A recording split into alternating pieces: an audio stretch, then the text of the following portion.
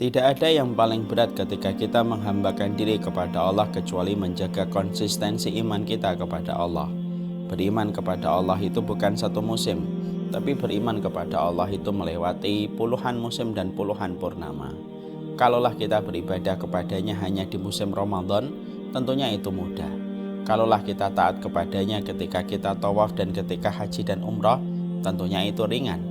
Tapi bukankah ketakwaan itu bukan hanya bertahan pada satu musim Ramadan dan bukan hanya bertahan dalam putaran tawaf. Sesungguhnya beribadah kepada Allah itu sepanjang hayat di kandung badan.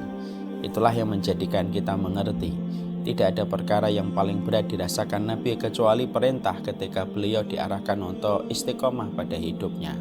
Bukankah Nabi sampai beruban ketika ayat yang memerintahkan beliau untuk istiqomah turun kepada beliau, menunjukkan kepada kita sesungguhnya iman itu yang paling berat adalah istiqomah. Hijrah itu terkadang mudah. Banyak orang yang hijrah itu datang dari berbagai macam alasan yang ringan, tetapi yang paling berat adalah istiqomah di dalam perjalanan kita hijrah.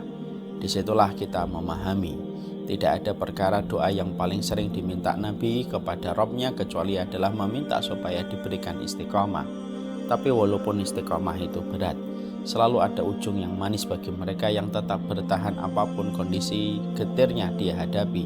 Selama dia istiqomah, di situ akan menjumpai kabar gembira yang diberitakan oleh Allah, yaitu surga yang mengalir di bawahnya sungai-sungai dengan gemericik air yang menenangkan.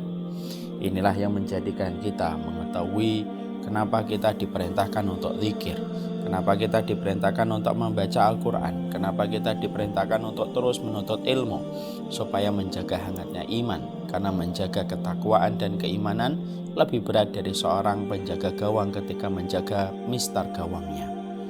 Di sisi yang lainnya kita juga harus mengetahui pemburu surga itu sejatinya adalah pemulung amal. Dia tidak pernah pikir dan tidak pernah pilih-pilih ketika mereka itu beramal dengan apa yang harusnya mereka lakukan. Bisa jadi ada amal yang kita pandang sebelah mata, tapi justru sejatinya amal itu yang akan memasukkan kita ke surga. Sungguh, visi dan misi pemburu surga adalah mereka yang menjadi pemulung amal. Mereka lakukan apa yang mereka mampu, tanpa mereka memilih dan memilah yang besar ataupun yang kecil. Karena mereka tahu bisa jadi yang kecil justru memadamkan api neraka untuk mereka. Semoga kita senantiasa tidak pernah berhenti untuk istiqomah, senantiasa pula kita tidak pernah memandang remeh satu amalan yang ada di hadapan kita selama kita mampu melakukan. Bisa jadi amalan itu ringan, tapi bisa jadi pintu surga terbuka lebar dengan amalan itu tanpa kita sadari. Sallallahu ala nabiyina Muhammad walhamdulillahi